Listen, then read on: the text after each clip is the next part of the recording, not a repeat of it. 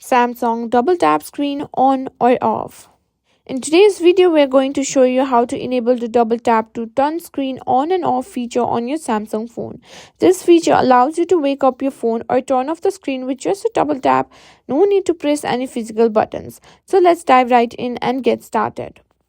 Open the Settings app on your Samsung phone. You can find it by swiping down from the top of the screen and tapping the gear icon. After that, scroll down and tap on Advanced feature. This section has a lot of cool settings that let you customize how your Samsung phone works. Next, tap on Motion and Gestures. This is where you'll find the option to enable the double tap feature. In this menu, here you'll find the option that says double tap to turn on screen, double tap to turn off screen. It will allow you to turn the screen with a double tap. Simply toggle this option on and now you can wake your phone up with just 2 taps on the screen. And that's it. That's how you simply enable the double tap to turn screen on and off feature on your Samsung phone.